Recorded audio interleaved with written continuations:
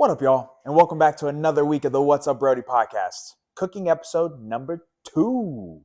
We make a Bolognese spaghetti or a Bolognese sauce over spaghetti where we actually make it in a unique way. It's kind of like hiding the veggies from the kids. So it was super cool. The sauce came out fantastic. It was like zucchini, squash, carrots, some bell peppers, I think, some onion, garlic, a bunch of different things in there, and then we just took the little emulsifier and fucked that sauce up. It was delicious. And Brian talks about how it's just a good way to hide the veggies from the kids. And so we had Brian Liu on. He's tech startup guru, a philanthropist, dad. Medicinal cannabis and hemp advocate, jiu-jitsu nomad. The dude does so much. But from everything that we talk about, what stood out to me the most was how he raises his kids. He has two boys. One is 9, one is 4, and his 9-year-old's already running a business. It's awesome. He is raising 2 very beneficial members of society, and he's doing it right. He's crushing it, man. So everything we talk about, really what stands out is just the way that he's parenting, and it's really cool. He got into really helping out tap cancer out after his dad passed away from cancer. That became a very big deal for him and a very big priority in his life, and so he's been helping them with fundraising, and that ties back into his kids' Pokemon business, and so it's all intertwined and all raising money for cancer research and for good causes, and then also teaching his son business, profit, like P&L, all these different aspects of the business. And so nonetheless, y'all, I hope y'all enjoy the episode. As always, thank you to our 2 partners, Redmond Relight and Mil Usos. Redmond's is, I love their stuff. I use it all the time. This is their energy mixture. It's green tea extract and salt. It's fantastic. It gives you a nice little kick. It's a great one, either first thing in the morning, right before you work out, or just a little afternoon pickup. It's great. I use their electrolyte products, their protein powder, their toothpaste. Dude, you name it. I use it all. You can use code Brodey for 15% off. As well, down below in the description, there's a link that will take you directly to the website and apply the code automatically as well. Secondly, Mil Usos. This is one that kind of just has had a really big impact on me, or a really big impact, on my body. When I started taking TRT, back started breaking out, and nobody wants that. It doesn't look good. So you want it cleaned up, and you try a lot of different things, a lot of different soaps, and it's tough, right? I do a lot of jiu-jitsu, I work out, sweating a lot, and so Mil Usos is specifically designed for combat sports athletes or just intense athletes in general, repairing the skin barrier, cleaning up the acne, just taking away the redness, the itchiness. It's just a fantastic product. It's antibacterial, it's antifungal, so it's keeping the skin, the different skin infections away. It's fantastic, man. I use it in my beard, my shampoo. I use it on my body. I use their moisturizer, the misting spray. It's all fantastic. Use code Jordan for 15% off on that one, as well as there's a link in the description. Still just apply the code there at checkout. Awesome, y'all. Last thing, shirts. Shirts are for sale. We always have shirts. They're $25. Happy to ship one out to you. Happy to drop it off, or if you want to come pick it up, that's cool too. We got lots of smalls and mediums, and then a few larges and extra larges left. So let me know if you want one of those. And nonetheless, enjoy the episode, and we'll see you next week. Fuck, I don't even know what the fuck the intro is going to be. I don't know, y'all. What's up? Second cooking episode, I should say. The Cooking with Brodey. We're rolling. This is a new kind of thing for the What's Up Brodey podcast. A little change of scenery. We got some other plans too. Some people who else we want to cook with, and some other ideas. So where we're not always just sitting at the table. So just kind of doing something fun. We got Brian Liu today. Not necessarily a chef per se, but you cook all the time. And yeah, just stay-at-home dad, I put on a meal every night, and save good bucks by just making it yourself. I love it. What got you into cooking? Honestly, yeah, it's literally me and my wife switched roles for a bit, The original cooking story was I met my wife in New York City. Okay. So being out of Queens and already expensive as it is, I learned to cook so that way we didn't have to go out. And that was the main idea. Touche. So started with little dishes and things like that. She would also cook for me. We would know what we want. And then moving down to Texas, there's not as much options and things like that. And then as my wife became more of a program director at her school, I took more time at home. So feeding the kids is also really important, but feeding them well is like what I like to do. So you'll constantly see my wife just sending me TikToks and things of what she wants me to make.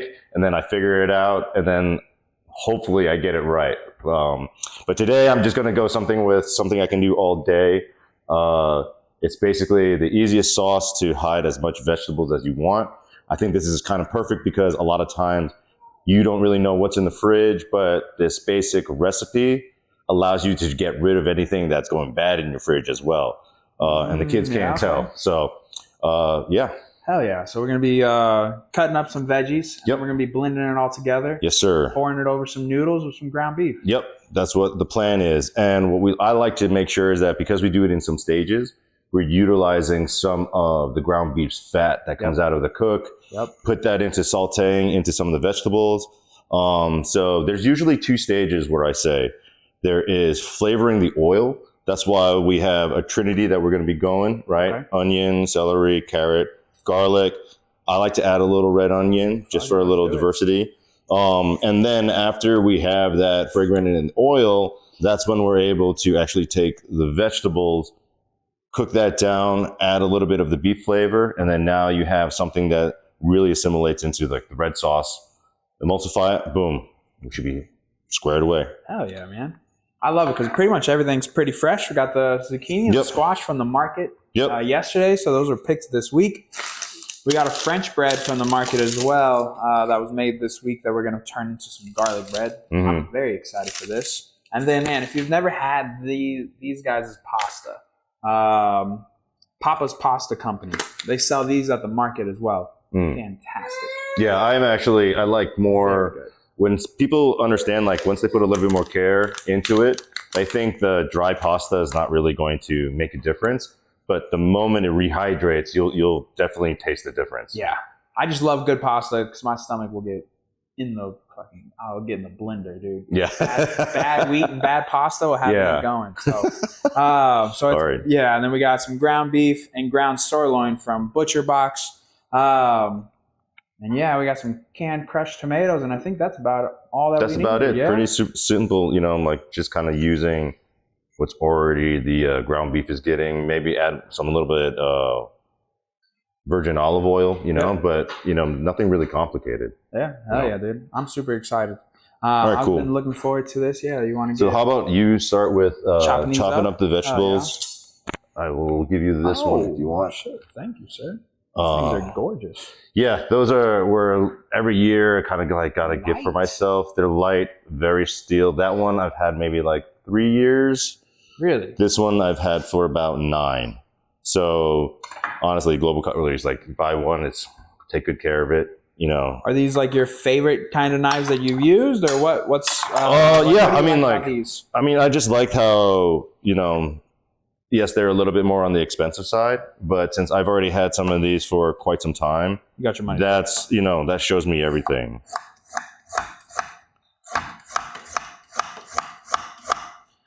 So for the zucchini and squash, are we talking about just like this? Is that fine to blend in, or how? Let's put in like a little bit more cubes, because what it's going to do is you're going to be able to create a little bit more caramelization from the guts showing a little bit more. Don't overthink it, just dice it. Just dice it. Just chop it all up. Yeah, because you don't have to be super pretty.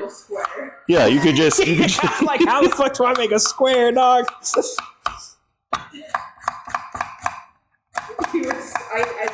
he said squares or cubes.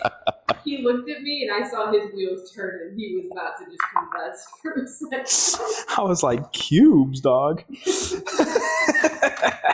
So here's a little nice technique we can show you a little bit. Yeah, please do, man. So what I like to do, and this also applies to the carrot, once I have it chopped off at the end, I actually create one little slit. Okay. Okay. What that allows me to do, so that way don't roll. Yep. Okay. Now here's the other trick. So the French fry trick with the potatoes. Yes, exactly. Okay. Right. And now when people try to just go here, it does get lots of cover. So I like to make as long strips as I can. Right. And then take one of these for example. Now, to julienne. Okay, so just straight French fries. French fries all the way. Okay. And then just chop up the French fries. Hell yeah. All right. I can get down with that. A lot of people worry about, the knife work, and that's what, cooking mostly is just knife work, right? But as long as, you keep the object stable, you shouldn't be cutting your fingers. All right, let's also get like a little bowl maybe to put the... Do you want to start the water? Yeah, we can start the water. And you said a bowl? Yeah, why don't we put a bowl so we can put all this cut stuff into there.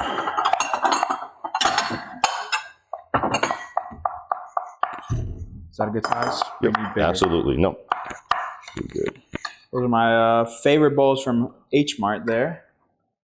They have the best ramen bowls, soup bowls.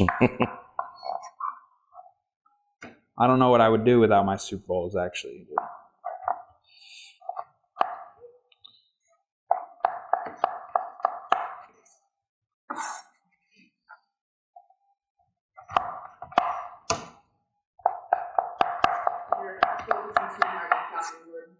Am I? Yeah. Why? Damn. I mean, this is true, but I have a very specific task here. I gotta turn these into cubes. I mean, rough chop, honestly, is fine too. You can do quick and dirty. What's quick and dirty? Quick and dirty is in big chunks, right? But what I like is that once you have a lot of more of the little bits, there's a lot more that can be spread out, absorbed with some of the beef fat that we're going to be introducing later. Heard, okay. You know what I mean? So if you could, I mean, I'm all still a fan of big chops, and, sometimes you can even take roasted vegetables, throw them in the oven, do the same exact thing until they brown, and then blend them as well. But that just take longer just because the pieces are bigger. That makes sense, okay. Yeah, tomato soup, exactly. She makes a homemade tomato soup with the emulsifier. Whoo-wee. It's so good. So what got you into jiu-jitsu initially? Oh, man. I was getting fat as fuck. Really? So, yeah. And then everybody that knows me, I even played varsity tennis in high school. Okay. But I hated running, man. I hated running. I would get into trouble so much on the courts, probably cussing too much. And then you would just hear my coach in the background like, Brian, that's a mile. Brian, that's a mile. And I would have to wake up before, school started to go accomplish that mile. Or miles, I should say. But my time never got faster. That was the thing. My time never got faster as much as I was running. So yeah, I've always got into a lot of lifting, a lot of, I was big into powerlifting in my 20s. Yeah, okay. But again, that also made me be able to eat a lot, get pretty big. So yeah, I think around, as COVID kind of went a little lighter, that's when I tried to find another activity that would be the same. And yeah, it was funny. It was just around also the same time Henzo Austin started. So okay, yep. I had some of those guys just invite me to open mats, and before you know it, they just helped me get into, starting my jiu-jitsu journey. Hell yeah, dude. And then when'd you come down to Texas? I came back to Texas in about 10, 11 years ago now. Okay. So it's been a little bit. So pre-COVID. Yeah. So, I mean, like, essentially, I went to middle school and high school in Texas, out in Flower Mound. Okay. I was deciding between going to school at UT or something out of state, and it just so happened it was upstate New York. So that was a little bit closer to my grandparents, and so I decided to go there earlier. Yeah, okay. After that, you know, where most people land after their school year is in New York City, because that's where all the jobs is. And that's when I spent another 10 years working there before moving down here. Okay, you can keep this on your side. I'll get another bowl for the second layer. Okay. No worries. Yeah, because we're filling this up, huh? Yeah, I got another big bowl.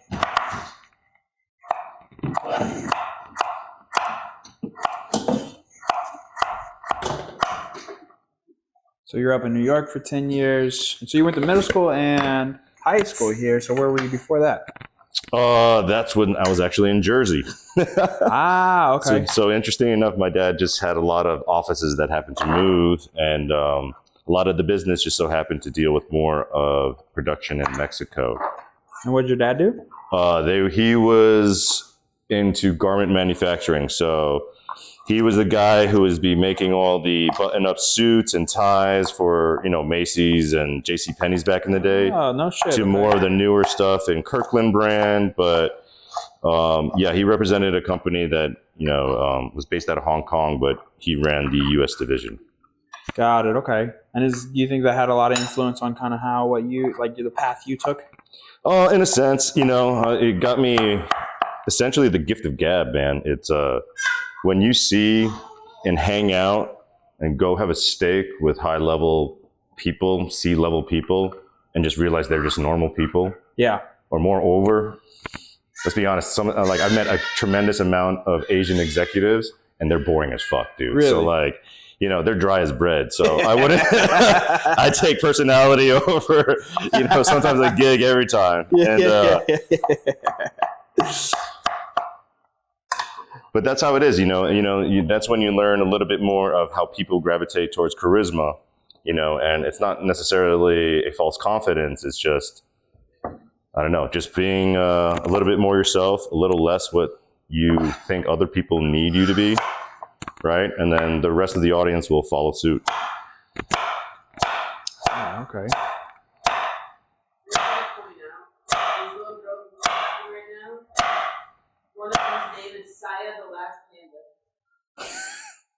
On the banner. That's incredible. That's an incredible name.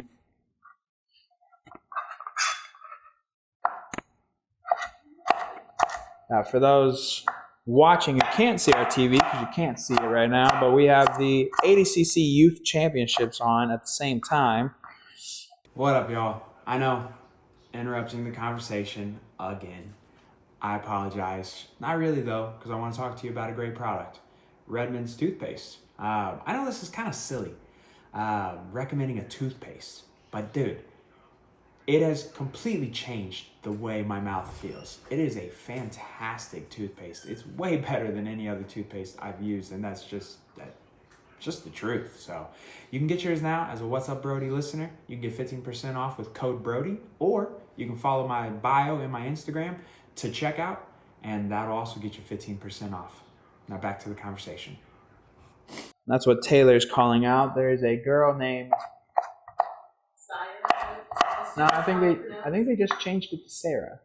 Soraya. Oh, Soraya. I can't see the I. Soraya. Can't see that from here. But Soraya the Last Panda is her name on the banner, which is absolutely incredible. They're scrapping. They're like 5 years. They're probably, 7, 8.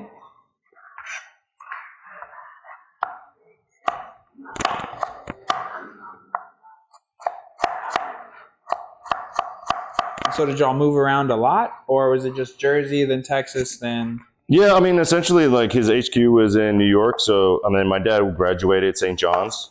Interesting enough, though, most of my family starts was on the Jersey side. I was born out of Englewood.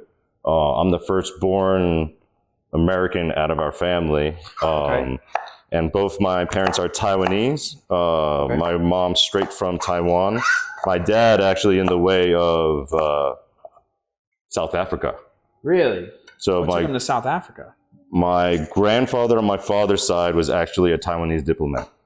So Oh, my dad actually grew up in Australia, New Zealand, but for the longest stint, about 10, 11 years, was actually in South Africa. Really? So when he emigrated, it was mostly, doing straight to college.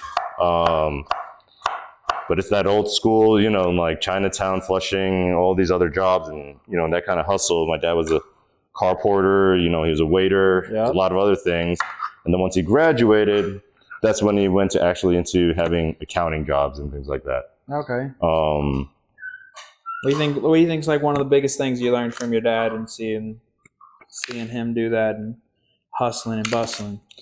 I mean, I've seen a tremendous amount of people who try to get your attention, right? Especially when you're the boss. How so? So there would be instances where, for me, it was a free dinner.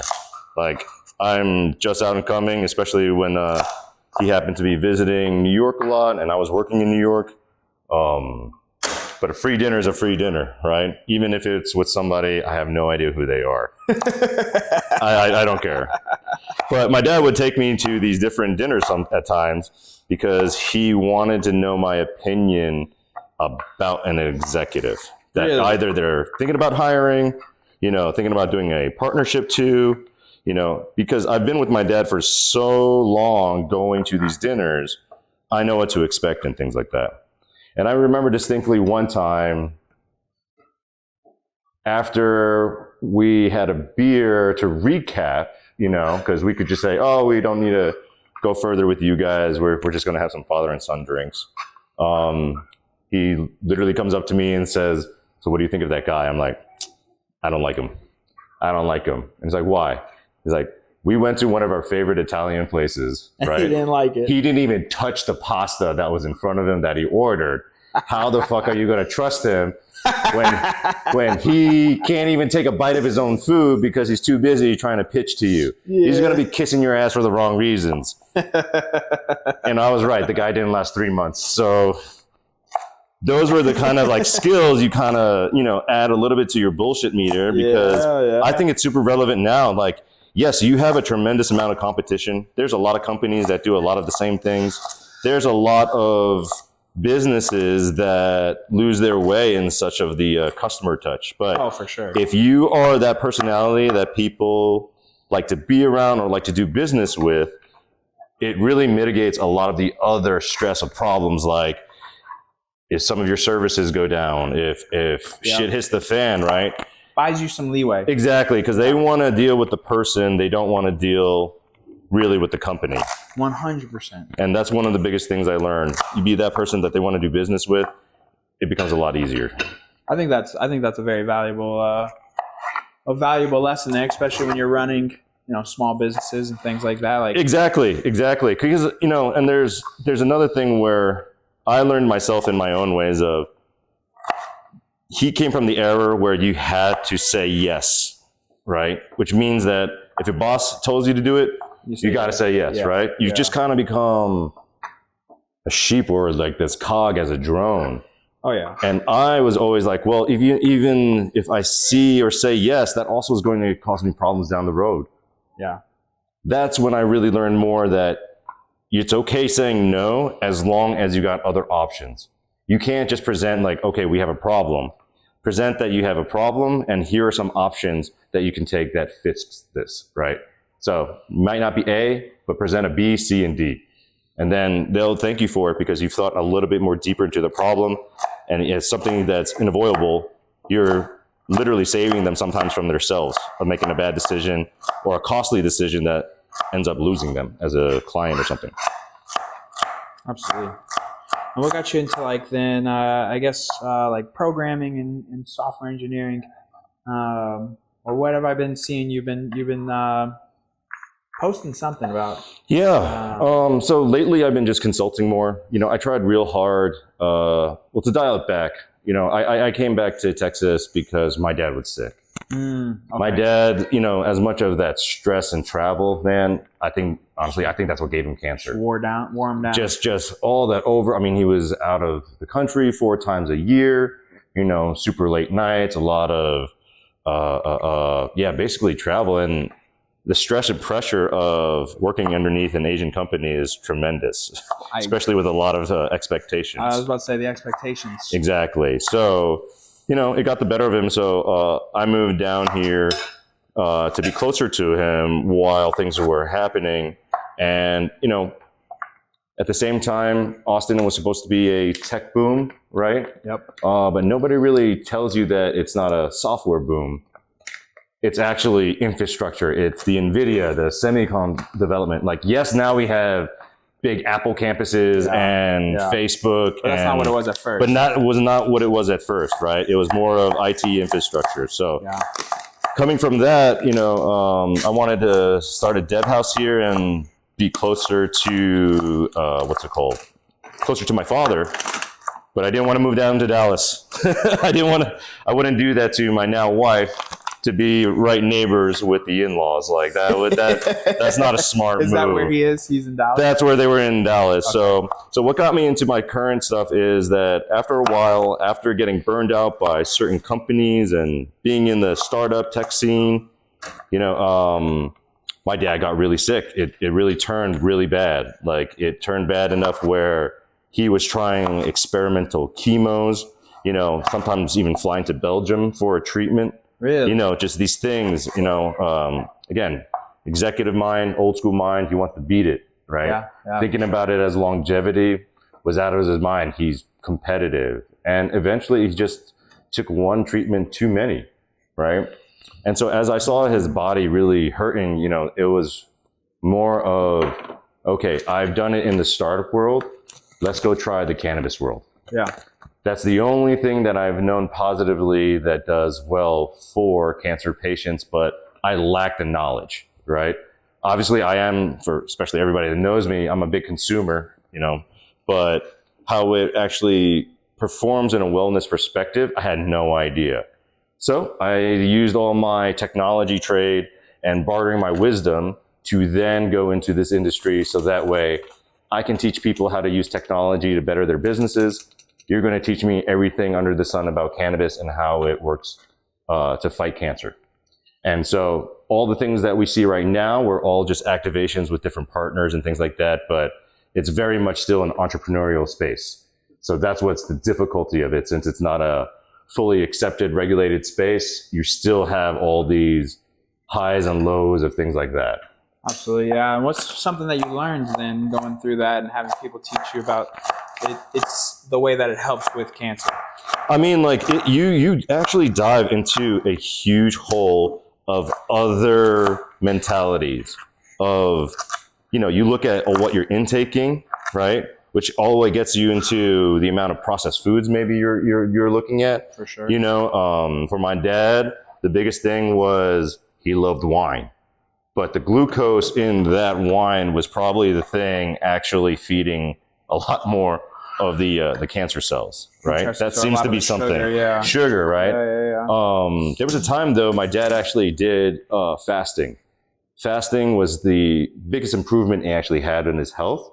And his record, I believe, was just under 30 days, so like 28 days fasting. Yeah. And he had a tremendous amount of result from that. Yeah. Right. Platelet count was better. I've heard great things. My buddy did a 30-day fast. You hear people doing up as much as a year. Yeah. It is hard. It's not easy. Water and salt will get you. Salt. So he actually had a doctor who wrote a book about the amount of enzymes that we have in our body that actually process these things. I'm sorry. Oh, a little al dente. Just under, a little al dente always. But he had a principle of that there was a lot of things inside the plant that could inherently give your body ammo to fix and self-regulate. So that is a very big parallel to what cannabis medicine is. And that's what really brought me into looking at, again, quality of what the foods you're having, Yep. what's available to you. You know, it even got me thinking about, you know, we're Texas, man. Like, we should be able to grow our own food here. The infrastructure doesn't let us, right? And the ground is drying up. Well, that's when I was looking at other people utilizing hemp as a crop to literally just revitalize the soil. Yeah, That's talk about it. that. What is that? So hemp, definitely everybody knows that the buds that you have are flowers, right? It's flowering, right? But what most people don't understand too is that the stalk and everything about it can be used, right? The stalk can be used and used to be used in an industrialized mass for feeding cows and cattle back in the day. Really? So that's actually how, through that absorption, what it was said, we used to get our cannabinoids instead of CBD through, you know, what we do now. It was actually gone through the cows, and by eating the fat lipids that we're transferring, that's what we have, which is also in the milk. Really? They also compare that this is why you have a generation of much more beefier Americans than this later generations, because the milk doesn't have those same feed and processes now. It's a lot more cornmeal and things like that. I think there's a lot to the pasteurization of it too. Yes. People don't like to talk about it, but we're big raw milk guys over here, and I think there's a lot to it, man. I think there you see a change in a lot of different things. Yeah, and then from a lot of these things getting more expensive and things like that. So I've seen many people try to put out projects. Shout out to Taylor and 4K Farms out in Giddings. Like, he gave me a great idea of this. Like, if you go to his farm, he would have these raised grow beds where there would be a season where he grows hemp. Mm-hmm. Then we cut it all down, whether to be used for stock or some other things. But there's so much nutrients returned back to the soil from the hemp plant that you see him having rows of vegetable gardens that he does right after that. Really? So is he planting them in the same spot from where it's the same was? soil? It's the same soil. Okay. So cutting down, taking out the stalks and things like that, then replanting it, especially into something that may not survive as well down here because of the amount of maybe moisture it might need from the soil and nutrients. But man, the size of the kale, the size of some of the carrots and things like that I've seen over there, it really inspired me to think about like this as a mechanism, so that way, we can kind of get our food back to the people. Yeah, man, that's a thing that I'm big on. Like I said, it definitely highlighted the fact that whatever was in season and could be picked up from the market is what we picked up from the market. Mm-hmm. That's a big deal for me. Well, then you're definitely going to like this recipe, because that's what it kind of does. You can just, as long as you got the other ways of putting this together, any vegetable in season becomes part of the sauce. You know what I mean? Yeah. It's I'm very curious on what it's going to taste like. Very excited. We've never done anything like this.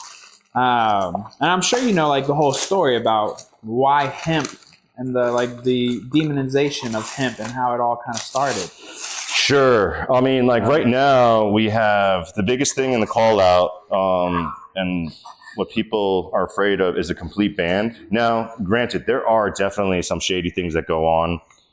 People are utilizing the THC laws in order to capitalize on themselves, for themselves, in the manner that say you have so much inventory from other states that are already merged, right?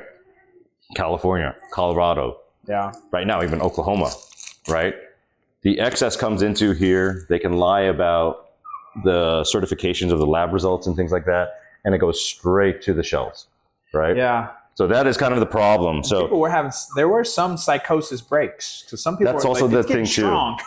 They're also, because of the culture of wanting the strongest thing. Yeah. Now you're seeing them taking the natural flowers, and then throwing isolates on things like that, which are not supposed to be combustible. Sometimes you'll see them. There's a method which the same thing that in a vape cart they could have that with an alcoholic mixture, spray it onto the flour, and then the alcohol will evaporate, leaving the rest of the distillate. But that is not a naturally grown part of the flouring. So that's why we having all these problems that people report. It's these force-fed, just getting crazy with it. Just to get the you can't numbers. Just have nothing nice.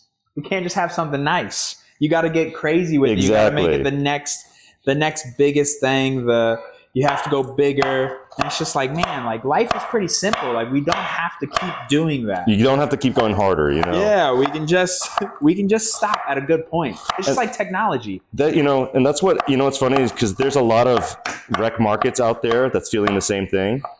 So now it's showing them and their consumers, well, maybe you don't need the dankest bud. Maybe you need something that's actually grown with a little bit more care, and you're having the effects felt because it is a more cared for and thought out plant or product from its genetic to how they take care of it to no pesticides and all that other things that you would want almost like in organics. Yeah.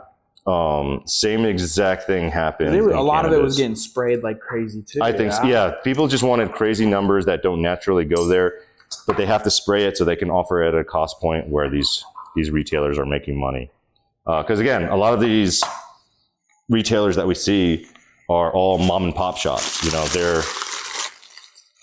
A lot of it is used as, life savings, and they've always wanted a shop, and they're just holding on until it becomes recreationally available, right? But Texas is going to be one of those last states, man. Like, there's too much alcohol moves to make it actually go right. Alcohol and prison lobbies, man. The two of them. It's sad because alcohol is by far top 3 one of the worst things you can do. Correct. Like there's no debating it. Well, and the funny thing is, like, when you try to debate it, or when people are witnessing and the things that you see on like the news and testimonials, they're not really using any facts. Versus, you can literally point out the deaths per year from alcohol. Do you know what I mean? Yeah. And I'm not saying it should be banned. Like, I don't think anybody really should be able to tell you what you can and cannot do. But the fact that it is legal and you're not going to let someone smoke weed is crazy. Yes. But I guess when I was talking about like the demonization of it, like how it kind of like way back in like the 1920s, like how hemp first became illegal with like William J. Hearst, and how he owned a paper mill. Yep. And he started a bunch of propaganda in his newspaper talking about how people were using, or blacks and Mexicans were using marijuana to rape white women. And so that's how they started this whole demonization of marijuana. And at the time, I don't even think marijuana was actually like cannabis. I think it was actually like a tobacco or a wild tobacco that they smoked in Mexico. And so it wasn't even what it is now. It's not even what they were talking about. And so it's crazy how things like these stories get passed down and handed down, right? And so he had a paper mill, and he knew that hemp would absolutely crush his business. And so he started this propaganda to get people to not like marijuana and not like hemp, even though it's a better product. It makes better clothes. Stronger paper. There's a reason why the Declaration of Independence is written on it. Like, they're like, it is just superior in every way. And then now, like you're saying, like with the farming and like actually making the soil healthier and all these things, like we know of these benefits, and we could very easily do these things. Correct. But money makes the world go round. Exactly. That's the unfortunate part about it, is you'll see someone who, instead of accepting innovation and hopping on board, and that's the way they capitalize it, it's, no, you're threatening my way of life. I'm going to stop this. And then it won't be a threat anymore. 100%. That actually kind of leads me to my the other question. I know you've been doing a lot of philanthropy with like Tap Cancer Out and like cancer organizations, because obviously that means a lot to you now, knowing about your dad. Yeah, absolutely. And so I guess like when you're doing all this, are you ever worried that this money is just not going where you think it's going? That's a lot of usually what happens with the problems of where you think you're going. And again, I'm going to go back to, you got to know the person, and it's a people thing. Tap Cancer Out specifically, you know, I've even spent time, you know, with John Thomas from Tap Cancer Out. Shout out to John.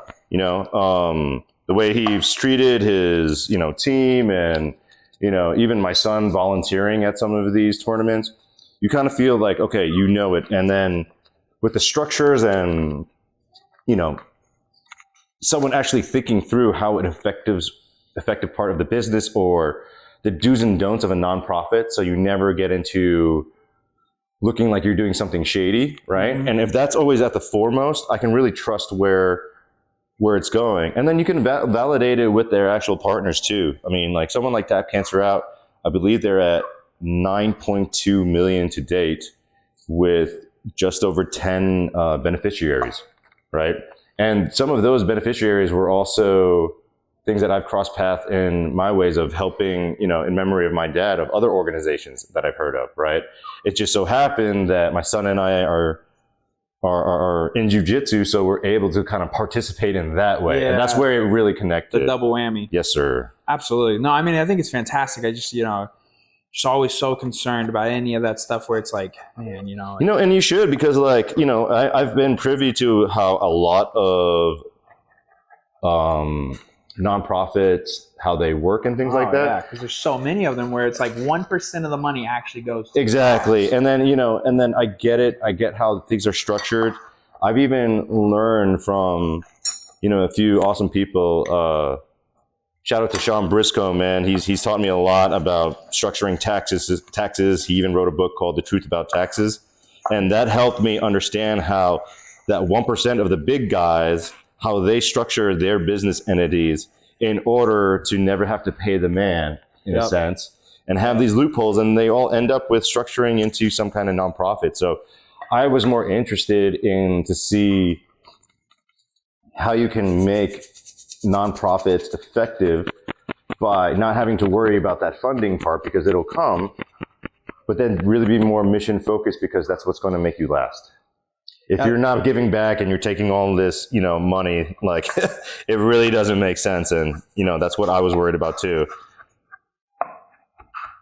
Yeah, I mean, it's definitely good, you know, that you're checking it, you validate. And like you said, you also learn that bullshit meter, hanging out with the guys, trying to pitch your dad all the time and stuff. And so it's good that, you know, you're conscious of it. You're not just blindly doing it, because a lot of people just blindly give into things, or like, oh, this seems like a good cause or whatever. Mm-hmm, mm-hmm. And a lot of those nonprofits, I think it's like the top 20 nonprofits in the world spend less than like one, or like, it's something like less than 10% actually go to what their cause is. Yeah, exactly. And then, because, you know, there's loopholes and ways of saying like, well, it's being used for this, it's using for that. But yeah, I mean, that's why I kind of like looking at something more tangible, like Tap Cancer Out. A tournament is tangible. You're not only seeing, you know,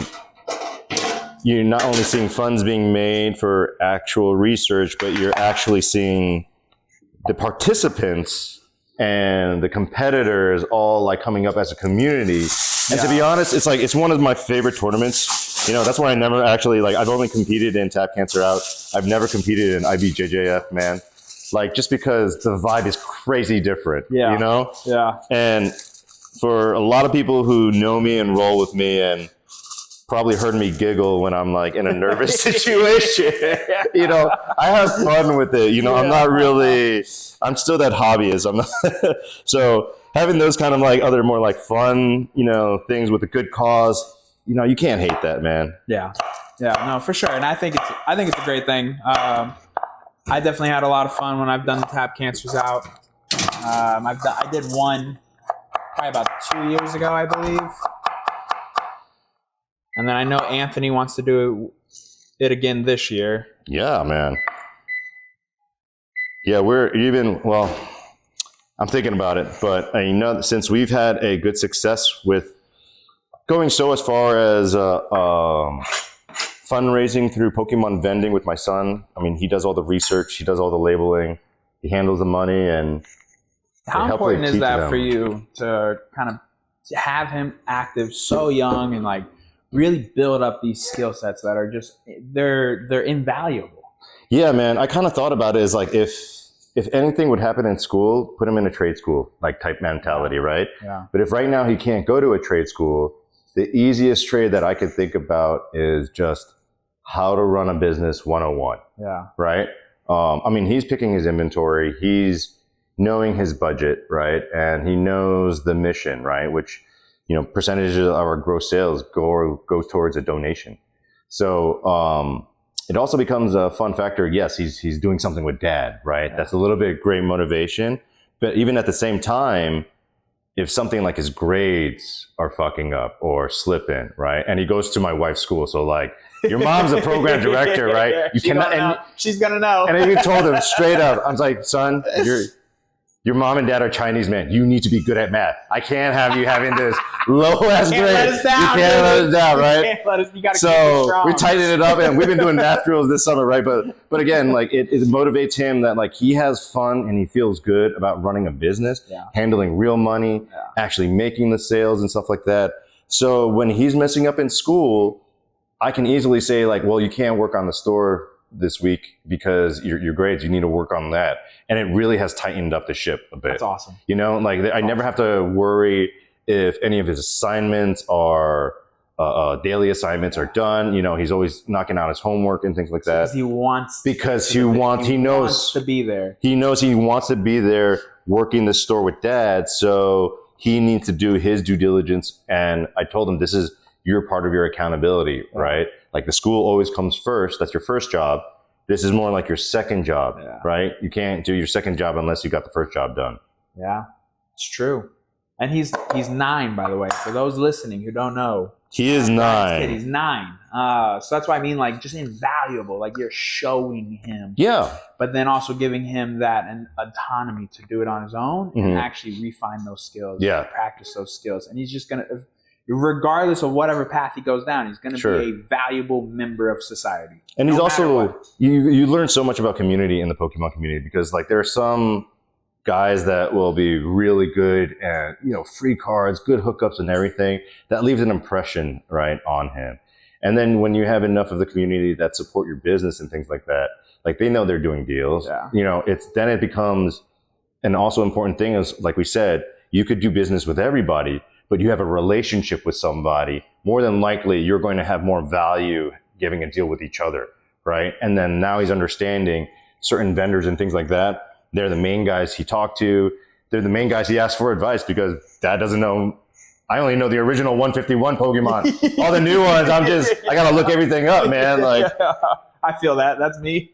Okay, so next. We get too lost in the sauce. Yeah, so next right now, what we're going to do. Pasta's done. We've chopped up so we have the aromatics, and there's a lot. It's okay. You know, we don't have to take the whole thing, but we want enough that in case the meat has a lot of fats that come out, we have plenty of it to absorb. Hell yeah. So first we'll brown down the meat.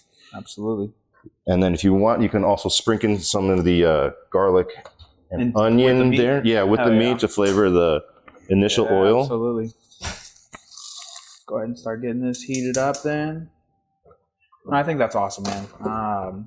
I think one of the biggest things you can do for your kids is show them, like, to do it, right? Yeah. You do it, they replicate, and then they can feel empowered that it's possible. You know, I feel like a lot of dads, and it may not be their fault, man, because, you know, dads have different focuses, different things that they want to do, but a big thing that I wanted to know is, especially if I'm going to be a stay-at-home, like I would be a lot more present, which also means that like if he needs to come with me and I'm doing business calls, he's going to come with me and hear the business calls. He's going to stay on the side, be quiet, and hopefully, you know, he usually does it for like a meal or, you know, some ice cream or something, you know, like he'll do it for like just a store run to get a bag of chips, right? So like he's a good kid, but like for him to see also what dad's doing as far as working these different business, taking him with me, these are, to me, feel like his core memories, right? Yeah.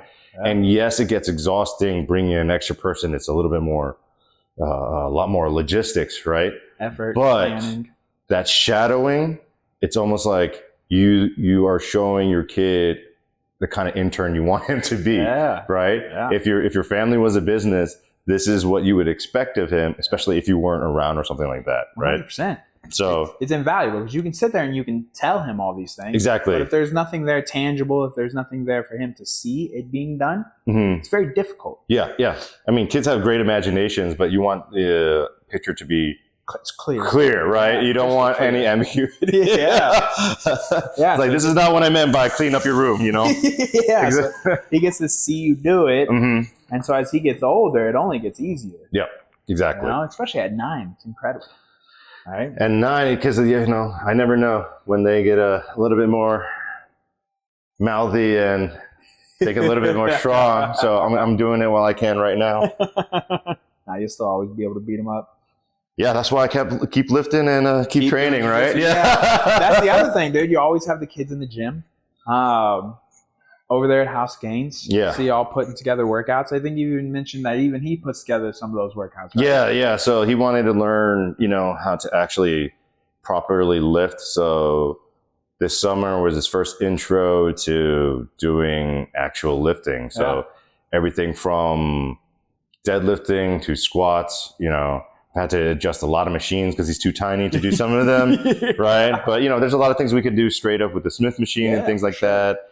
Lightweight on the bars, real good with cables, and then warm up is easy because I just make him do jiu-jitsu warm ups on the turf, and then that's how we warm. Well, we'll do it together, so that way it feels more fair. Like, not it's just me yelling at him at his coach to do the warm ups. I'll do the warm ups with him, and then so it became a little bit of teaching him. So once he got the ropes, then he knows, like, okay, here's my 10. Let's bring it to 100 for dad for cable rolls. Now we're switching out sets together, and it really motivates him. Like, as much as say he's tired, he likes it. Like he says he feels good. That's awesome. That's awesome. That's got to make you feel good. Oh yeah, absolutely, man. It's got to make you feel good. I mean, I never had somebody teach me how to lift. Right? I only learned through friends, and then just self-practicing, trial and error. Right? Things start to hurt. Semi-herniated a few discs and things like that, Never got my 500 deadlift, but like if he has a good, base, it's one of those things that he can take away with it, And plus he goes to a public school, man. Like, I need someone who's going to be strong. Wild. Yeah, like I don't want, it's like, oh, and I'm sorry, he goes to a private school. So like some of the kids there are just soft. They're just too soft. Yeah. And like physically soft too. Yeah. So I know that he's not going to have like that public school experience that I had growing up, but I want him to at least be tough enough to be able to manage himself. I think that's very important because I think you bring up a good point. Like, just the world has gotten soft. Yeah, I mean, like people, just dads in general. There's just, I get it. There's almost like a fear of like, oh my, if I don't step in, something's bad going to happen to them. Well, bad things need to happen to them so they learn, right? Yeah. They need to get hurt in a playground to know not to do that, right? Yeah, exactly. Yes, you hope they don't really hurt themselves, but you're really doing a disservice. And then I think we see right now that massive amount of everybody doing that. Yeah. So now you kind of see a collective that it's okay to be wanting to be more of a sheep than a lion. I'm like, who grew up wanting to be a freaking sheep? Well, that's what I mean. It's almost, you would think it's by design. Yes. Right? Like it definitely feels that way because everyone's going along with it. It seems very pushed and very positive in the media. It's like, no, all this like soft parenting and these kinds of things. And it's like, when I see kids scream at their parents over getting like their phone and like their iPad, you're like, I wish. Like, I know I don't notice it, but like my hand just like slowly comes up, like in my mind thinking just like, okay. And then I just calm myself like, that's not your kid. That's not your kid. That's not your kid. But you know what, man? That kid would probably remember you for forever, dude. Yeah, I mean, like some of the... You would probably put that... You would only take that one, and that kid would be changed for life. We go to Typhoon, Texas every summer. Best way of like just running the kids out. Get a season pass there. But sometimes these moms are just so glued into their book or what they're doing that they don't know their kid's being an asshole, and then there's a bunch of little kids around. Yeah. And then I'll use my dad voice, hey! And then you just see the fear of God in them. Yeah. but they, it's built in, just nobody's checking in on them, right? Yeah. Oh, yeah. They know. They know how to behave. When they hear it, they know. You see it in jiu-jitsu all the time. Yep. All the kids perk up when that voice comes out, dude. Because they're not dumb. No, they're smarter than you give it to. But yeah, but when I see them like just having tantrums and things like that, that's something where I'm just like, man, the discipline at home is the discipline in public. I'm sorry, brother. I mean, it's just like there's a balance for everything, right? Where it's always a culture of overcorrection, right? No one's talking about beating your kid into a bloody pulp. That's not what it is. I mean, I had that, Asian growing up, immigrant, I had my mom break a fucking wooden spoon over my ass when I was being bad, right? Like, going into the corner timeout didn't work because I would just take naps, right? So, like, that didn't work at all. Dude. Well, I mean, for men, whether people want to admit it or not, the fastest way to teach a man something is a physical repercussion. Yes. So it's just the bottom fucking line, dude. So my son is trained in the ways of burpees, There you go, yeah. Like, I don't have to put my hands on him. Yeah. It just, I want to see the burpees, and then sometimes now that he's the physical, right? It's the same kind of learning. It's to teach them, hey, there are actual, like, you need to train the body. There are certain consequences that you have to realize. Yeah, he's not also liking wall sits either. So dude, that's a good one. Wall sits are actually a great thing because you can literally talk to them to explain in a calm voice where they fucked up while they're struggling, but also say, hey, you fall down, we're going to reset this count. Yeah. And I think that's also a big thing too, just talking to them like a normal person, just like a human, just talk to them. Yeah. Not this baby voice bullshit. Like, like we were just saying, they're smarter than you think. They're smarter than you think. Now, I do have a problem where sometimes it's a little too loud, a little too scary. That's just how my voice is, and that's just how my inner anger is. But the bass comes out real quick. Yeah, the bass comes out real quick. But now, thank God I have my wife to just be like, when I see in her face that it's like, okay, it's open season, now I know that, like, okay, dad can go a little hard or whatever. If I hear mom ever having to raise her voice, it's just like, I'm already right there. We're just like waiting for my turn. Ears perk up. But line, you're like, game time. But then again, but the opposite also is, if I know I'm going too hard, whatever, I can always know that there's my wife to make sure that, it's fitting the crime. For sure. Balance. Yeah, not getting carried away over something that maybe isn't that big of a deal. No, I think I think that's awesome. I think, like I said, they're just going to be, because the whole point of parenting is not like this whole like be their best friend thing. It's like, no. The point is to make sure that they're a very useful member of society first. Yeah. Then once they get older and you've done that part successfully, now we can be cool. Now we can be friends. When they get late 20s, early 30s, now we can hang out. We can be friends. But before that, no, my job is to make sure that you are a meaningful member of society. And you're just ready for some of the realities. Again, like we talked about the coddleness. Real life. There's real, that's why I like the gym situation now, being able to train with my son, is because he's seen a diversity of other people, strength training and all these other things. He understands that, if he doesn't pay attention to the machine equipment, he could actually get hurt. Yeah. Right? So having that is also getting him more serious into thinking, okay, be more conscious of what you're actually doing, kid. Right? Know that nobody outside the house, technically, you see all these guys, everybody is just by themselves. I show them that. Like, there's tons of dads, there's individuals, they're just working out by themselves. Right? These guys are there to push themselves. I'm here to push you, because at the end of the day, once you come out of the house, I'm sorry, nobody else there. Nobody's going to give a fuck about you. I'm sorry, that's the reality. We're going to love you and give you as much skills. So there are good people around you, but at the end of the day, the rest of the world, nobody gives a fuck about you. No, it's not. It doesn't matter how much they virtue signal online. Doesn't matter how much they post online. And I said, unfortunately, it doesn't matter how good of a person you are too, but it shouldn't stop you from keeping that good person. Actually, you know what? This might be done. Yeah, just let it rest. It'll dry out a little bit. Looks good. All right. Do you do the garlic trick? Show me. So Let's see. after it's toasted. I put a little bit of garlic salt on there, but it could definitely use some more garlic. No, so what you actually do is you let it cool down so the bread will get its crust in a little bit, right? You don't have to do nothing but peel a fresh thing of garlic and rub on it. And then it'll melt away the way like butter does. But it'll be like a light garlic oil.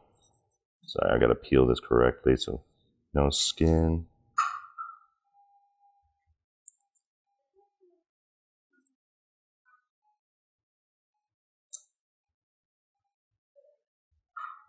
It makes me real sad seeing the young boys. The kids start crying. Yeah. Yeah, it's a lot of motion. A lot of effort. So we have, we'll wait for a second. But even just an example, for your crispy parts, you just take the cut part of your garlic. Okay. That's all you got to do. Really? And while it's hot. And what's the thought here? Like what is? So if you can see it, it's actually shiny afterwards. So the heat and the rubbing, because it's just basically grating the garlic, but the heat is making the oils actually come out. So it's like a light garlic oil. So we usually do this on any kind of toasted bread, tostini, or something who people actually like a little bit more of the garlic. And again, so when you even see it dry, see a little bit more luster here. Yeah. And then you'll honestly see it just start shaving down. Yeah, okay. So that's how I like that. We do a lot of the finishing from a hot baguette or any kind of. One thing that I've stolen from your Instagram stories was those Caesar wraps. Oh yeah, man. You always talk about like using the leftovers for wraps. We did that one day. My wife started sending me TikToks of BLT wraps, right? So doing all these chopped salads and then making them into wraps. So I was trying to get a little bit more discipline in helping my wife with the meal prep. Yeah. Oh yeah, we do a lot of like fresh salads. We'll take the sourdough and I'll just make homemade croutons with it. Well, sourdough too. I definitely even toast sourdough on the grill, and then do this garlic trick on it afterwards. That sounds phenomenal. Because sourdough is a little bit meatier, right? Yeah. So when anytime I make myself like I run out of bread or I don't even have buns, right? We'll just make patty melts with the sourdough, right?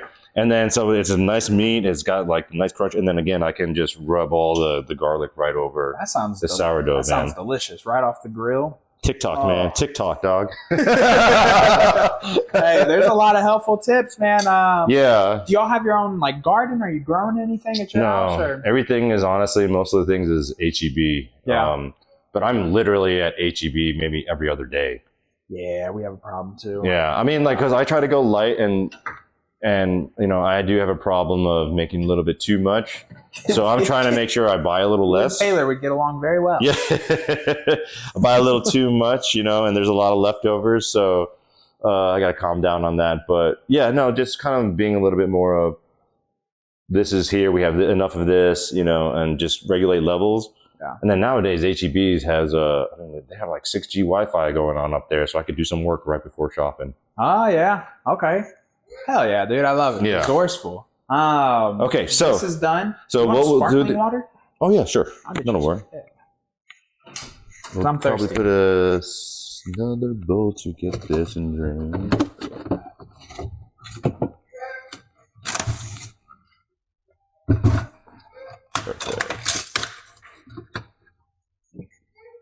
Speaking of my HEB. Mm-hmm. Yeah, good. Is that for you, brother? Thank you. You're welcome. All right, so all we need is a little container to put out the dry meat. We're going to leave the juices in there. Okay. Then we'll reheat that up and then start putting the aromatics. All right, let's do it. So, need a container for that.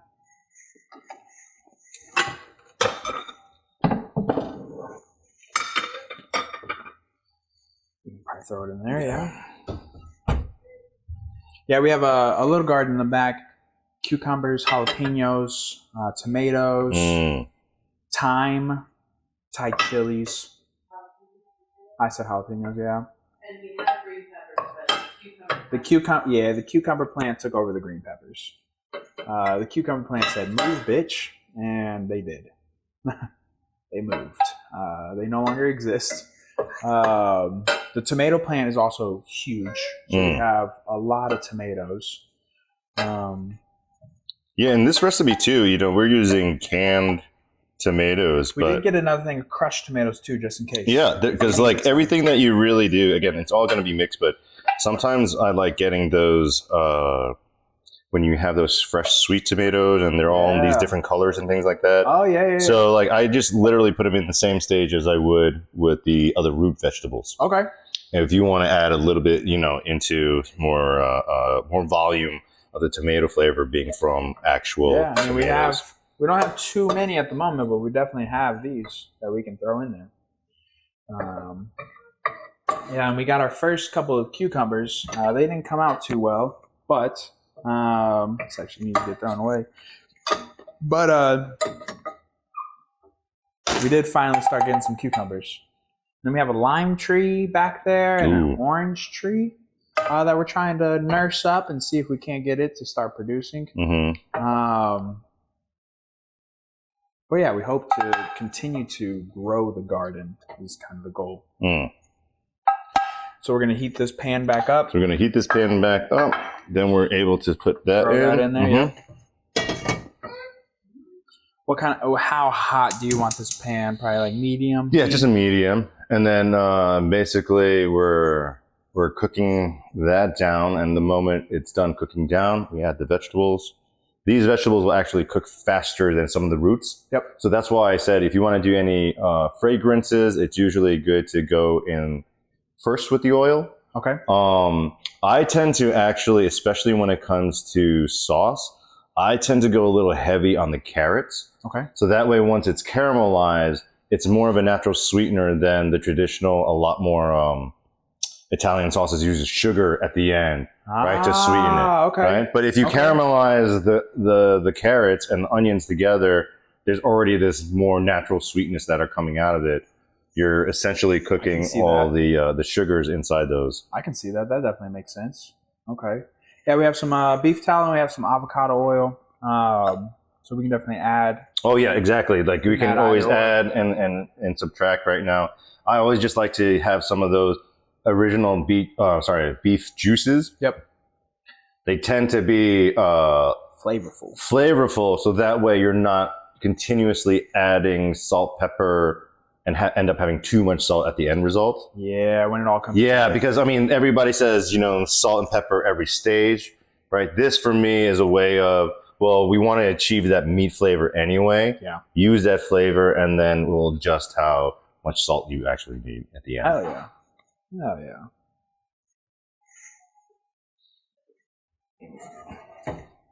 Yeah, see if it's already running, we can actually.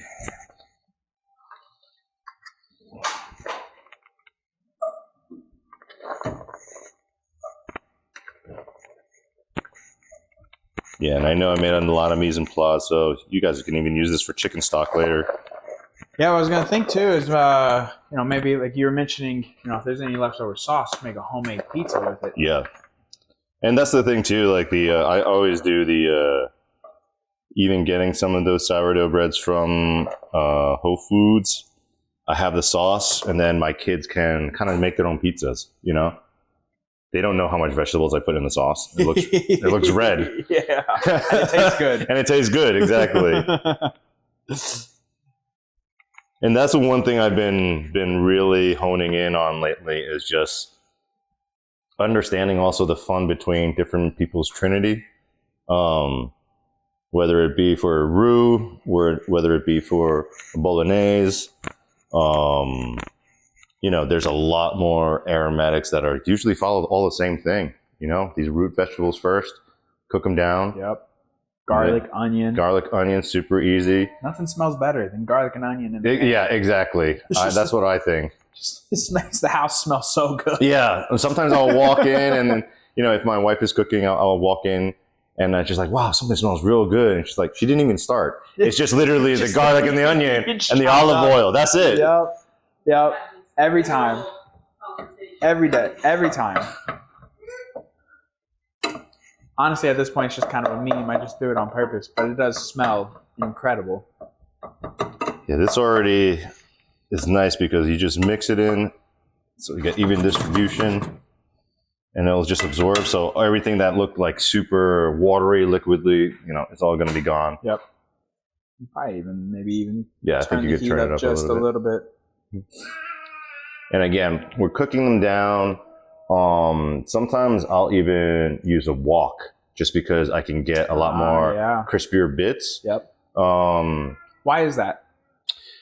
I don't know, man. All I just know is because of the sugars that are inside the carrots, right? And it has a better of a crust. So it'll really caramelize, get those brown crispy bits, right? It's literally the same as what you would do from the beef with the fats, right? But in this instance, it's all coming from the inside of the carrot. That's why also you'll see sometimes like the way people cut carrots, they want as much surface area from the inside being exposed because that is actually how you brown them and crisp them up easier than the natural outer part of the skin.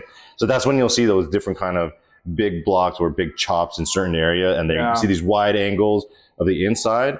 It's because that part of the inside is where all the sugars are going to actually come out from. So you want that part touching the hot steel. Is that also why you peeled them? That's why I also peeled them as well. That makes sense. Okay. So just trying to help get it down to that sweetness, that more natural flavor without the excess. Because by the time it gets to the skin is hardened, right? So it's almost like the same as like a potato. Yeah. We only want the good parts of the inside. Yeah. Right. The other part on the outside comes in those crinkles and things like that. Those are oxidized. Yes, they can become into stock, but as far as actually eating them flavor wise, like it's sometimes there's a bitter taste also too. If you leave a little bit of the outside in. Yeah. So you don't like the skin on the potato? No, I definitely like that, but I treat it different. Oh, how so? So potato skins, interesting enough, like I'll shave them and then I'll bake them or pan fry them. Oh, okay. Just right? the skins. Just the skins. So kind of like peel them off. Yeah. So then after I make, say, like a mashed potatoes, then I'll throw the bits in almost like they were bacon bits. Got it. So instead of chopping it with them on. Correct. Peel them off. Yeah. Cook it separately and then throw it back in. Exactly. So again, I like certain crispy bits in some of my bites, and then I feel like that's also a thing that the kids look for at like a crunch, right? That French fry type crunch somewhere. The fried chicken kind of crunch somewhere, right? And more likely they'll eat more because I also with my mashed potatoes, there's always 50% potatoes and 50% cauliflower. Really? Being done in the same thing, same pot, blended. Just make sure it's creamy just by using an emulsifier. Yeah. And then afterwards, add in a little bit of bacon bits and the skin bits too. Okay. But again, that's also so that way you don't taste the cauliflower, but cauliflower really doesn't have a taste. Not a strong one, at least. Not a strong one. But just like carrots, you can also roast them and crisp them into where they have this really nice crispy texture as well. Huh. So you'll put half and half into your mashed potatoes. Yeah, and again, I've looked at things of like cost of like produce and stuff like that. Nobody really buys cauliflower, so it's usually very inexpensive for a whole head. That's true. Right? Instead versus a broccoli head, for example. Everybody's so used to broccoli, nobody knows what to do with cauliflower. Oh, interesting. Okay. Makes sense. Oh, there is an Indian though dish, a gobi manchuri, which is fried cauliflower with it. Man, that thing is crazy. Yep. Oh, we love Asian food in general. Indian food, Thai food, Japanese food, Korean food, family style Chinese.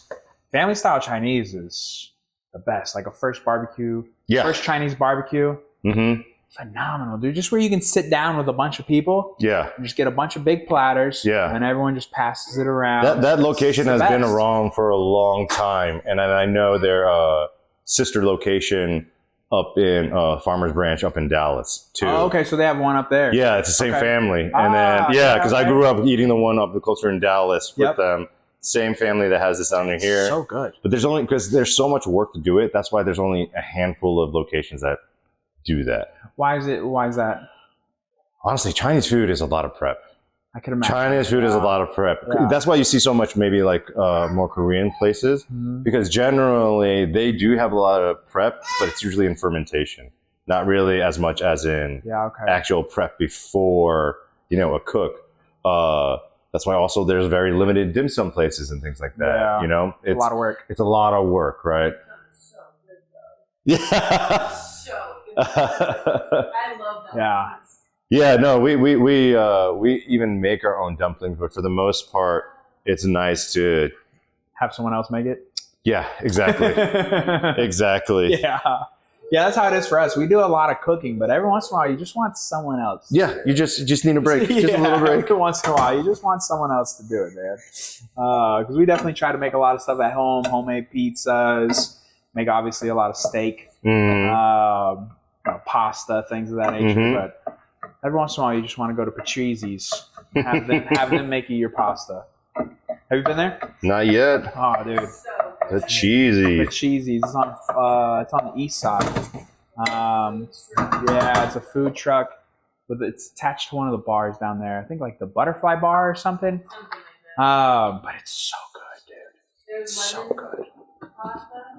Yeah, they have really good pasta. Probably some of the better pasta I've had outside of like New York. When I was up there and went to Little Italy. Yep, dude. Cheese, man. You gotta the fare that they have there too, where like you're just eating. Yeah, so it's a Little Italy fare, and basically all the restaurants are all serving food out on the street as well. Oh, hell yeah. Yeah, so like I'll go down and I'll like 2 or 3 like fried rice balls. I'll have like sausage and peppers, and then definitely take a break with a slice and things like that. But like they'll make like small like travelable bowls because you're going to go to multiple vendors, man. The street smells amazing. Street markets, man. When I was in Madrid, there's these huge mercados. They're very similar, where there's just a bunch of stalls, a bunch of finger food.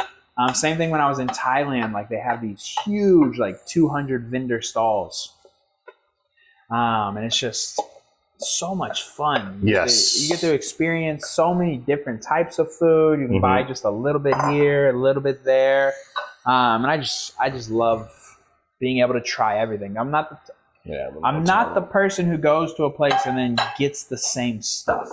Okay. I like to try new things. Obviously, I have go-tos, but I definitely enjoy trying new things, and I think that's why I like family style Chinese. Yeah, because you get a little bit of everything. You get to try a bunch of new stuff, and that is just part of the entire food experience. Because trying new food is just fun, and I'm open to eating most things. I'm not super picky by any means, and so I'm down to try most things. So my dad, he had a lot of, so he definitely had some other more, although he worked for an Asian company, there's a lot of executives, maybe they come from the Midwest, they're not used to even the foods in New York, right? But my dad would be a huge troll sometimes. He would literally know that some of the other executives want to go to a Chinese restaurant. They would go to the Chinese restaurant. They would not tell what going on the table, but just to have some, right? Yeah. Sometimes I think my dad was such a dick though doing this because they already scared. But generally, the moment that individual took a bite, my dad would come up to him, whisper in the ear, and just go, "Woof." Just to fuck with them. It's like, are you serious? Like, no, it's chicken, man. It's just chicken. Oh, that's incredible, man. Yeah, it is always odd for me when I meet someone who's very boring with their food. Because I'm just like, man, there's so much you're missing out on here. Oh, we need a little salt and a little pepper. Yes, sir. I got you. So we're going to use partner of the show, Redmond real salt there. And then I got some pepper in here for you, sir. So with that Redmond's real salt, y'all know the deal. You can use code Brodey for 15% off. We're going to use it in every cooking episode. There's a reason why, because it's the best salt you can get. It's absolutely delicious. It's fantastic.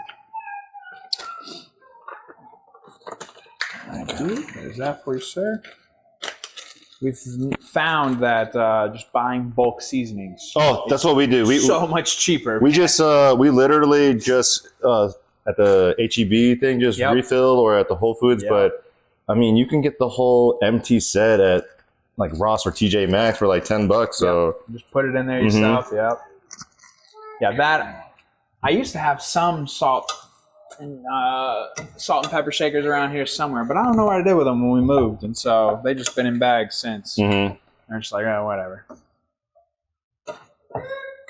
Well, again, for me, a lot of my things that we have are for function. Like I know that there's a lot of kitchen accessories that just look good in your kitchen, but you kind of never use them, and that don't work for me. No, because they just take up space. Yep.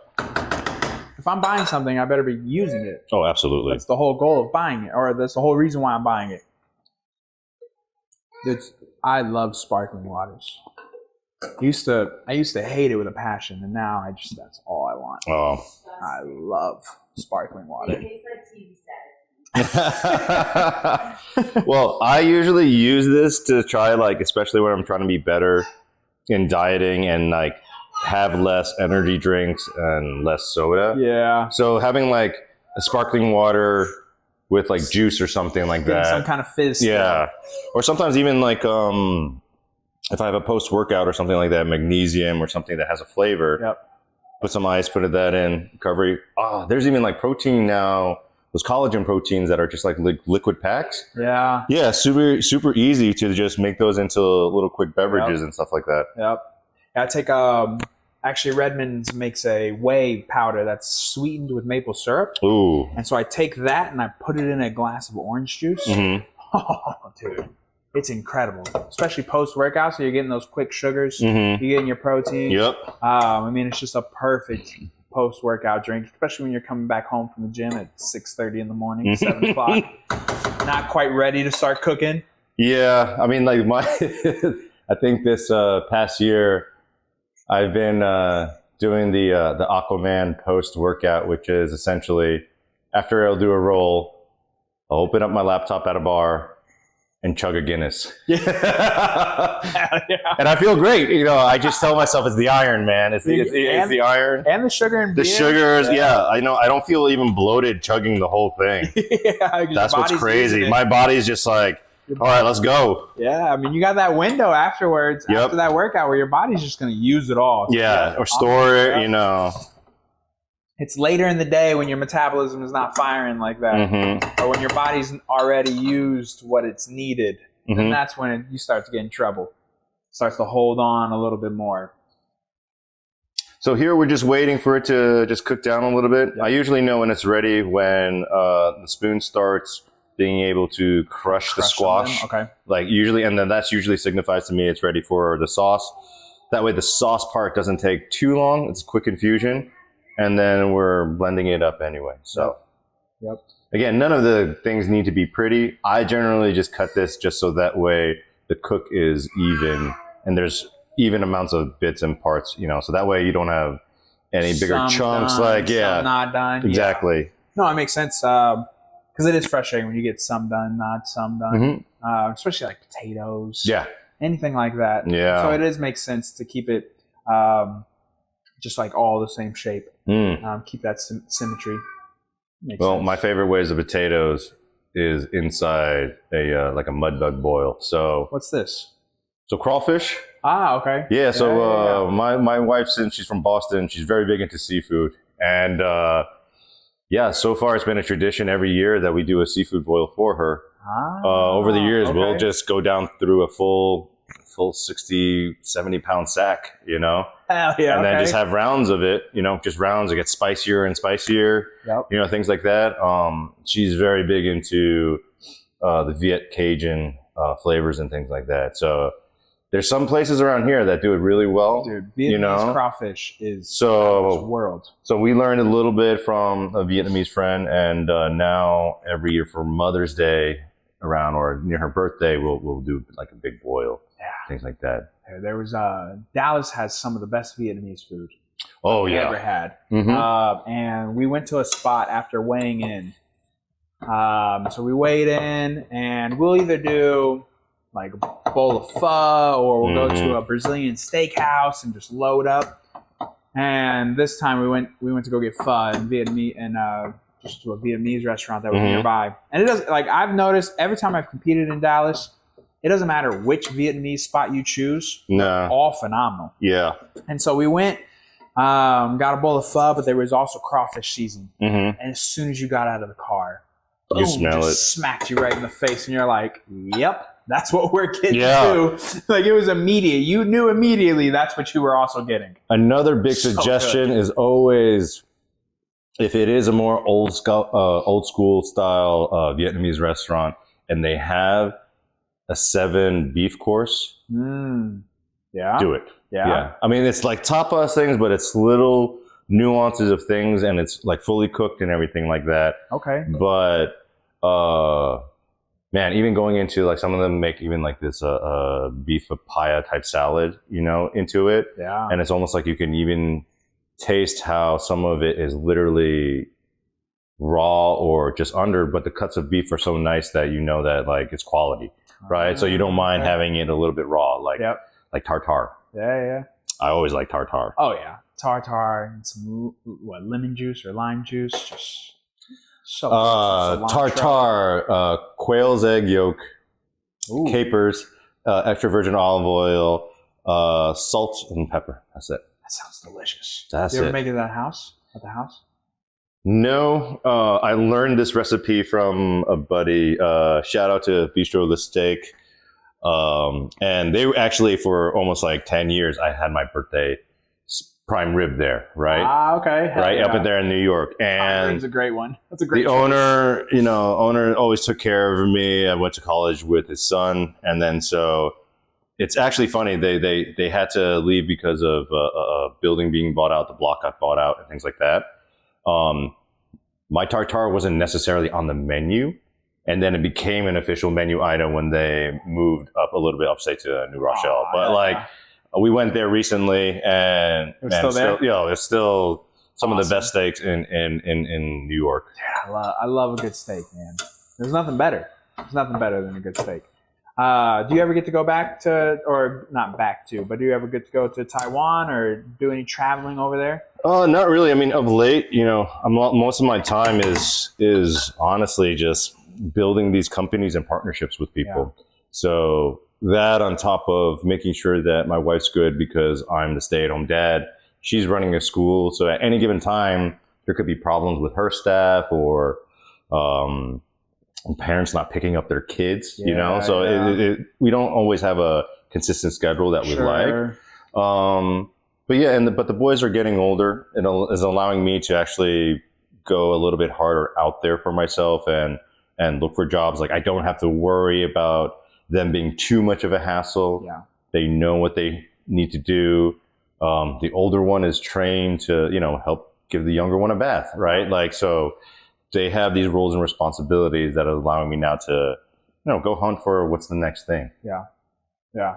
What is it that you're looking to do? What is the goal or the plan? What else do you still want to check off your box or your bucket list, I guess?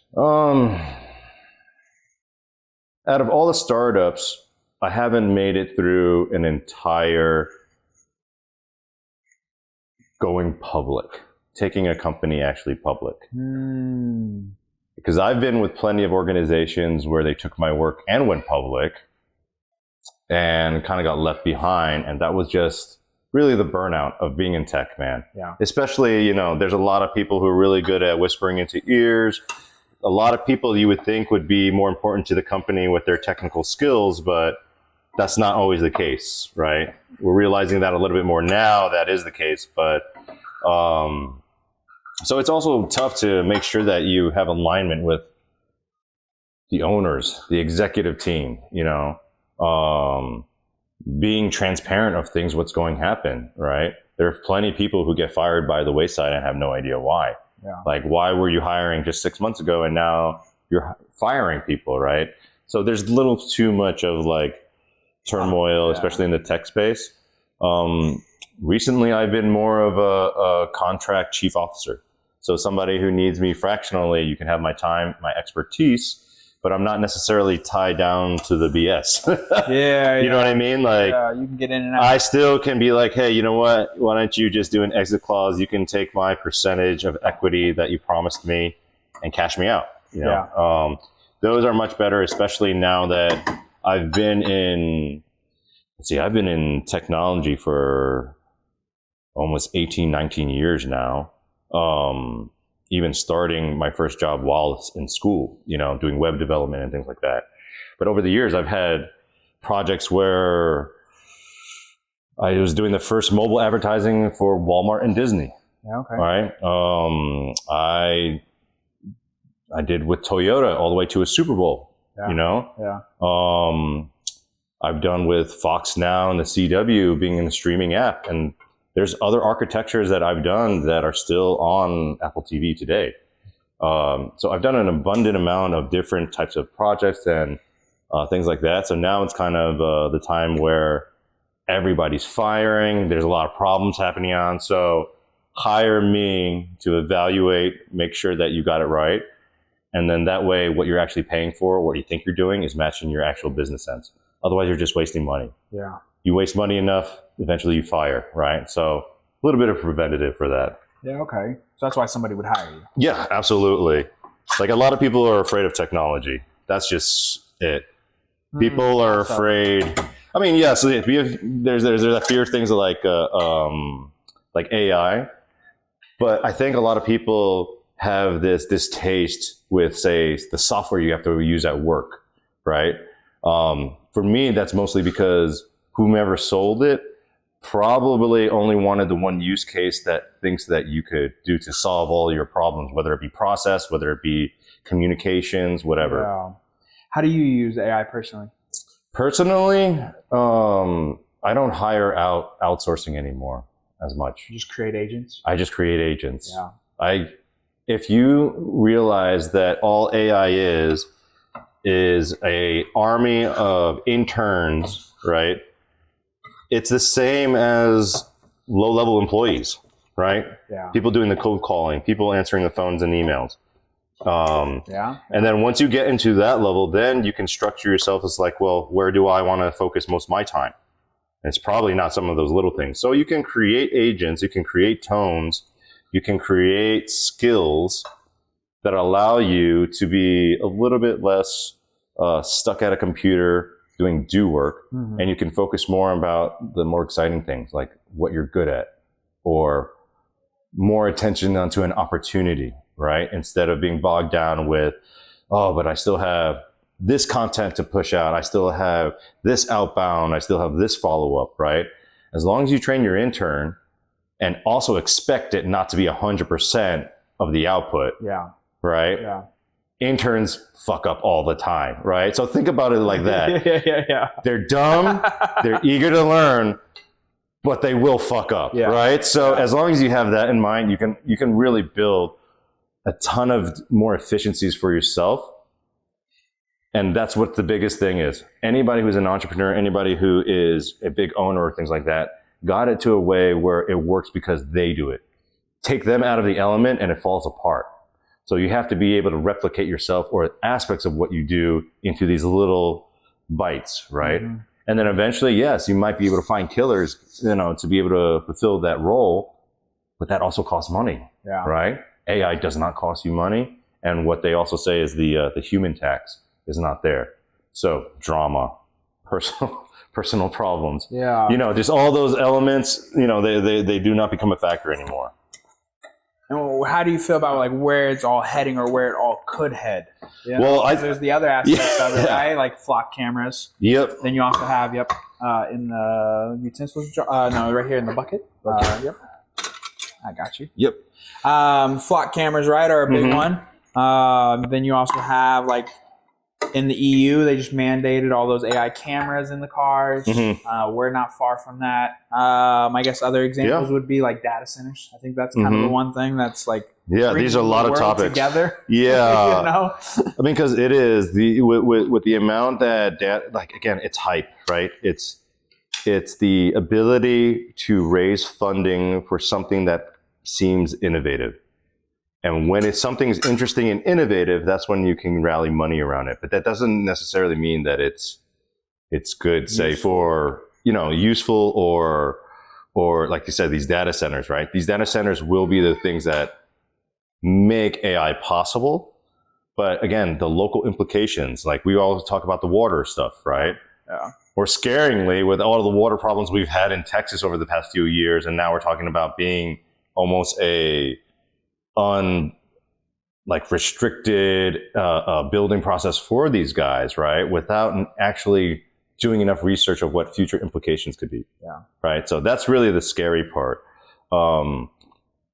Like the one in Utah is crazy. Yes. One that got approved is nuts. Where it's going to use more water than the entire state. Yes. Or triple the entire state. Or so it's a crazy number. And it's like, how do you make sure that production or like having enough resources for this doesn't interrupt resources of everyday people? You know what I mean? Because like, when is it, again, like we go back to like that question, like the question is like, when is it too much or when is it enough? Yes, exactly. Because I do think there's a lot of good benefits, right? Just like social media, right? There's pros and cons. There's pros and cons. Mm-hmm. There's good things on social media. If you tailor your algorithm correctly, I think there's a lot of positive. You see a lot of people doing cool shit. You see your friends doing cool shit. Yep. But then there's also a lot of negativity. There's also a lot of comparison. There's also a lot of depression that can cause people, particular people, right? And so, same thing with AI, right? I use it, create things. I use it to help me troubleshoot tech shit because I'm not very technical, right? I've always been in sales. That's been, I'm very good at talking to people. Very good at just asking questions and solving problems in that regard. And so then I know how to then talk to the AI to help me solve those issues, right? Yeah, yep. And so I use it. It's almost like being able to, when you critically think with yourself, it's being able to break that down with somebody. Yeah. That's why it's more. Yeah. That's why some people get scared of it, because it's like, well, now it knows their inner thoughts. Well, you were having those inner conversations with it. That's why it's having those. It recognizes these things for you. And I mean, sometimes it's just an easy way to start jotting shit down, right? Because then people have like the fear of asking somebody, right? Like, I would imagine people get maybe intimidated to ask you a business question because you're very knowledgeable. You've been in the game for a very long time and they don't want to feel stupid. And so that's how I use AI to ask them my quote unquote dumb questions. Sure. Right? Questions that I'm like, dude, he might find this so silly or so stupid that I don't know this. And so then I'll just ask the AI, right? Because it's not caring. It doesn't care. Yeah. It just answers the question. It's very objective, right? Yeah. It doesn't have empathy or these things. I mean, Yeah, right. Unless you actually program it to, right? And that's the other thing. But I mean, I've seen AI work there are a lot of positives though too. My wife, their teachers are actually able to use a enterprise level of ChatGPT. And because their education and like every grade level, all the weeks planned out, it's part of a program curriculum, which is technically a product. Right? A private school is literally a product of a private organization. So by being able to train them, it allows the teachers to do things like create quizzes and worksheets and other lesson plans to supplement it, because that way they're having fresh new material. But again, it's an intern, so the teachers still have to check. But just the amount of do work that it saves them and gets the time back to the teachers is what the efficiency is, right? Yeah. And it has to be in the framework of, does it meet these goals that this product is trying to achieve, right? And then from the medical practices, like the consolidation now of such antiquated medical histories and things like that, like you lose patient data all the time. So there's these things where you can have pattern recognition done by AI in order for you to be more efficient. Right. And at the end of the day, if you're giving these efficiencies to say admin and patient records and care, then now more of the staff are more informed, right? They'll know more about your history.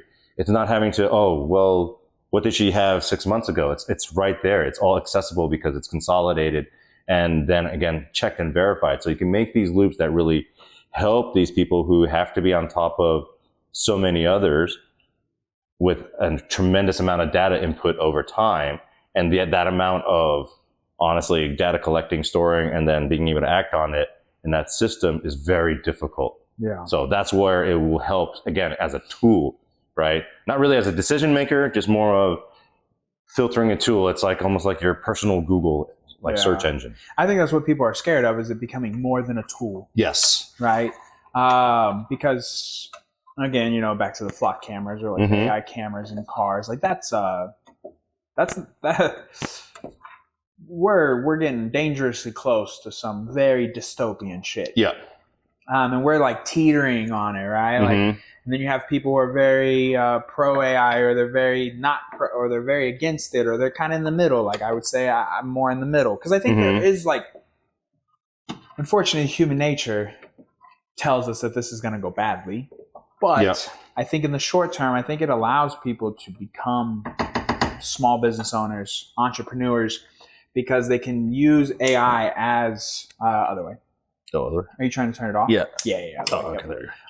It allows people to use AI to be their employees. Yes. But they don't have to pay somebody. And so they can create small businesses, which I believe if we can get back to growing the community with small businesses and having small businesses again that COVID wiped out, I think that's how we start to gain back some of this power. We've lost a lot of this power because all the small businesses got just fucking wiped out, and the money just went straight to the top. And then needed aid, right? And then also, so that also means that when you're struggling, you're going to grasp at any opportunity to, stop the bleed, And then again, though, once you adhere to those programs, you gave away your freedom in a sense, right? You gave away a little bit of your being able to be independent from certain systems, borrowing it, right? I mean, that's why so many people went to things like GoFundMe instead of going to the bank for, for an idea. The angel investors and private lenders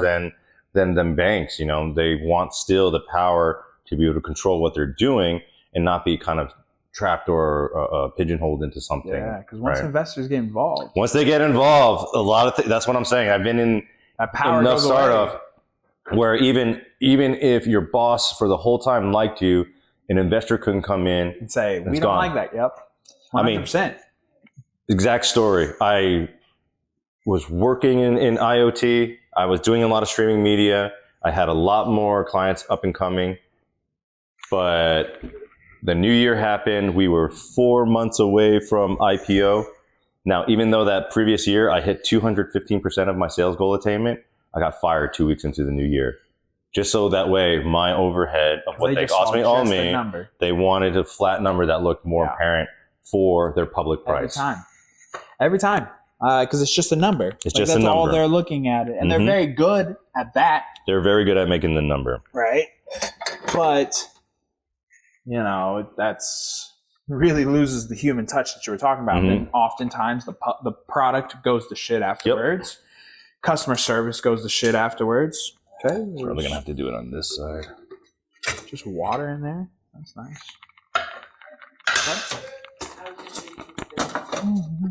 Yeah, I understand. Let's do this. Water on the ground. Just watch where you step real quick. I'm about to clean that up. Yeah. Here's that for you. You can feel free to unplug the black plug there. It's just the water. And so what is your AI of choice? What do you prefer? It really depends. Like I say, most people just start with ChatGPT. It's a lot easier because you're doing more of business planning. You're really needing someone to be your almost like personal assistant in understanding mostly your tone, right? Like how you do business, your objectives and your tones. It can be a great writing tool, right? Because you're always going to be bogged down for the amount of outbound you have to do, the amount of posts you have to do. You need to teach something that can able to speak like you, right? And as you have more identifying notions of, okay, what works when you speak, that becomes your plans of like, okay, those are the audiences I'm going to target, things like that. Once you get into actually building real workflows and things like that, I say ChatGPT is fine. Yeah. I ended up using Claude and Claude Workspace now because that's more of, I can create more demos, proof of concepts. So I can take whatever idea we have and then literally output something physically working that you can upload, see on your computer to understand where I'm going with my proof of concept. Interesting. Okay. Yeah. So there's one, and again, there's other things that each can do better and depending what they're integrated with. But I say, like, if you want more of like your own internal creative agency, utilize ChatGPT a little bit more. If you want your own little dev studio and you want to vibe code situations and practices, right? That's all Claude. Yeah. You know, those are really the big two to really look at. Yeah. Yeah. I mean, I would, what's going on here, Taylor? Oh. What do we do? You have to press the top. Mm-hmm. Is that the lock button? Mm-hmm. Oh, so you have to press it at the same time. Press the top down. Yeah. There And you it go. turns, There you it go. just turns, you don't have to hold the top down. Oh, okay. That's just the You unlock. just press it and it'll keep it unlocked for a couple of seconds. If you don't engage the trigger, it'll turn off. Yeah, so I just locked again. Yeah, there we go. Yeah, I don't want to go too hard and spray all over your... Yeah. I've done that plenty of times. Just So I just go nice and slow until like I can get all the areas in.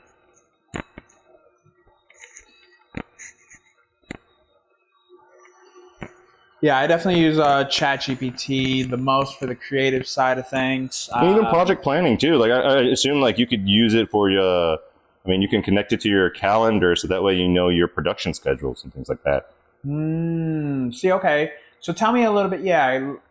So most of the tools now, they're like so many integrations, and especially because it makes that platform look more powerful. The more they can integrate with other, let's call them business tools, right? Like social media planners, business tools, Canva, business tool, yeah, right? These things that are a lot more focused on getting the output for you. So there's integrations because we already know, say like everybody has a Gmail or a Google Workspace. So they'll integrate it so that way, once it's even created the documentation, it has a place, a file system to actually store it. And then you can keep reiterating on that. So your outputs, your if you had a task list, right, you could upload a task list and then it should be able to automatically say fill into your calendar of things you need to do for a certain project. Like there's just a lot of little automations that it can pick up itself because, I mean, I feel that there are not many new situations in business, right? There's just more tools that you can do them with. Okay. Your situations are still your processes, what you got to do, right? Let's say content. Sense. Content's still going to need a script. Content's still going to need a plan, an objective, a timeline on when you're going to release it, where you're going to release it, you know, who you're going to tag, and then all that. So you can continually do that as just a single process and then have AI tools that are integrated to help you optimize on what you're doing for your schedule, or it knows when it has to be maybe reminding you that you need to be working on this.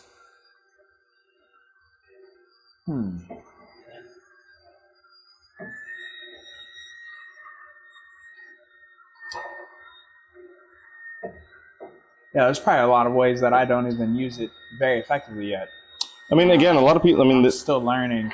I think there's too many people actually doing a little bit of a masterclass. Like we have so many people putting on master classes, man. Like these guys are just sometimes just influencers, barely does this professionally. They're just trying to sell a subscription. And that's what kind of pisses me off because it almost sounds to me like, well, if you were paid enough for the skill that you have, you wouldn't need to do this. Right? If somebody would hire you, you don't need to do to do these kind of like Instagram conversion funnels, you know? Yeah. We're seeing, you know, Instagram turn into kind of like those old sales funnels. Yep. You ever remember Mike Chang for Six Pack Shortcuts? Yep. Yeah, so I used to work there. Oh, really? Yeah. Dang. And so anytime I get stuck in one of those funnels, dude, I just like, that's what I think about. Because I feel like they were one of the first ones to like really capitalize, at least in that space, on those funnels where you would just get stuck in a never-ending sales funnel, and they would just wear you down until you bought everything. So I did sales for them. I started in customer service and then did sales. Interesting, man. That's so crazy. We used to just sell people, $600-700 worth of supplements in 7-minute phone calls. Wow. I mean, honestly, Wow. the script was crazy good. It was so exactly. good. There was a lot of, so that's like when people think about content, they always think about, well, these are the best perks, this is the best benefit, but like, you're always going to have a sea of competition. Your differentiator is always going to be the way you tell a story, right? So that's when your brand has to your business has to mesh with a brand strategy, because the brand is really telling you why you would choose technically them over your other competitors.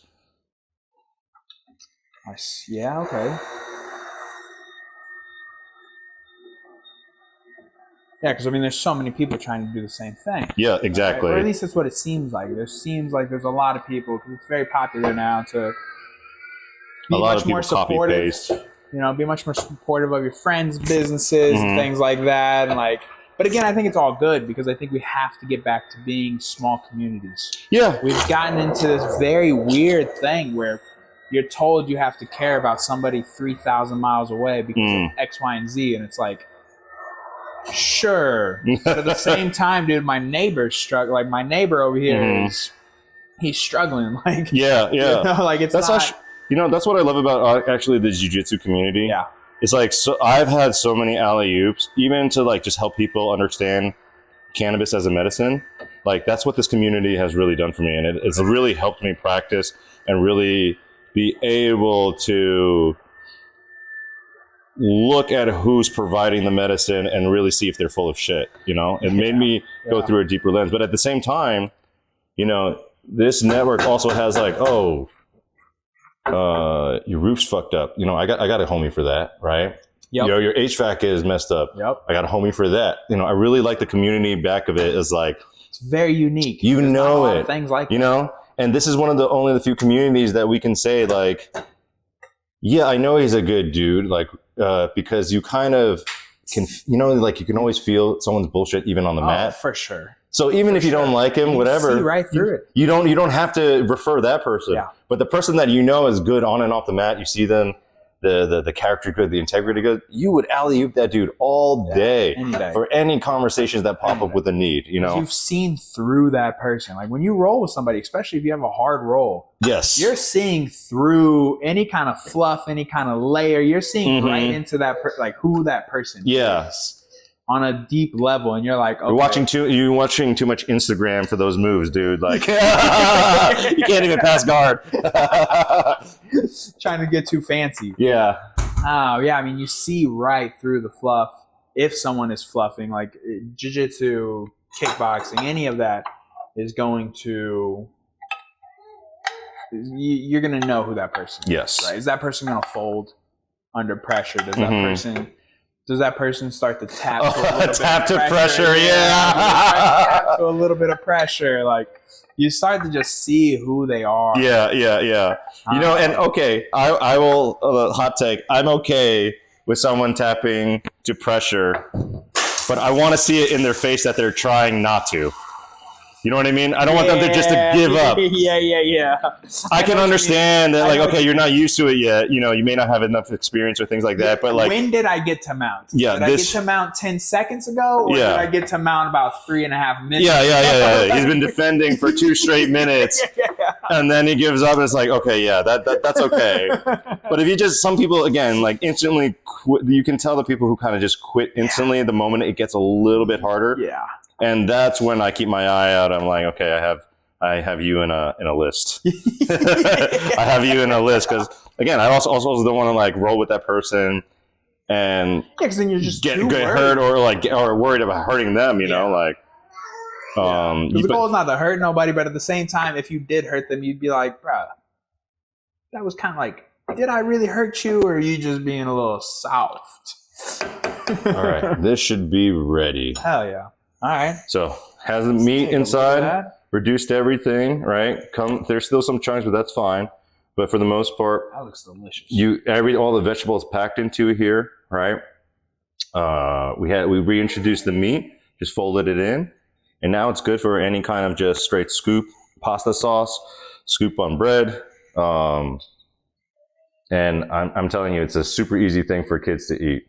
Hell yeah, dude. Let's plate it real quick and then get it. Yep. Let's eat. Have you done this over rice before? We do a different kind of thing over rice. So we'll do it with mapo tofu. Is the Szechuan. It's like a Szechuan tofu with ground beef. So the sauce, though, it's super easy. It's literally ground beef and onions that you saute first. You'll put in the sauce and then add a little bit of water, then the tofu, and then all cooks through. So the tofu has a lot more of a meaty taste. And then we have that usually over rice. Yeah. My 4-year-old literally can just eat white rice. Like he can get like 2-3 bowls. Like it's at the point where like he's supposed to be free at like the all-you-can-eat sushi places, right? Like, who cares if he gets a bowl of miso and like white rice? But like they're charging him because he's having like a third bowl of white rice, man. So like, yeah, he's so thick. He ain't fat. Like again, he's just a brick. Damn, it's all stuck together. All right. So you can real quick. Yeah. Do it real quick through a wash through. Okay. And then just try to shake it out a little bit. So just rehydrate, re-dry. I would also like to point out, can you say Szechuan one more time? Szechuan? How do you pronounce it? Szechuan. Szechuan. No, that is not how you pronounce it. I don't know what you're talking about, dude. I'm just saying, we have an Asian man in the house that would know how to say Szechuan. This is true, but you know. He starts saying it like it's like Saskatchewan or Saskatchewan. There we go. He Genius. makes it real white sounding. Yeah, I mean, look. So another tip for pasta you post sometimes, I'll put in, after I drain it, I'll put it in a container and then just toss a little bit of olive oil. Keep it, okay. So that way, if you have a little time before you're actually serving the pasta, it'll make sure that it won't stick. It's okay, man. Like the sauce is gonna separate it. We probably should delay the pasta a little bit, but you know, Taylor was pressuring me over there. Start the water. Start the water. It's okay. I mean, like again, the hardest part about cooking is timing. That plate. Is that, sir? Thank you. For sure, man. Thank you. All right, y'all. We're gonna plate this. Brian, I don't know if you want to like shout out your social media, or we'll, let people know where they can find you or connect with you, or if you want to shout out like the like the fundraising stuff and whatnot, man, go for it. Sure. So you can find me on Instagram at CanIBizForYou. I got blacklisted too many times from having cannabis in my name. So, and then if you want to support some Pokemon fundraising that we have association with Tap Cancer Out and some other nonprofits in the area, you can find us at the Potluck Cowboys. Hell yeah! But other than that, you'll see me around the mats. Invite me to your open mat. Happy to roll. Love it, dude. Well, Brian, thanks so much for doing this, dude. That was a ton of fun. Yes, sir. I'm ready to eat. Yep. I don't know about you, but all right, y'all. We'll see you next week.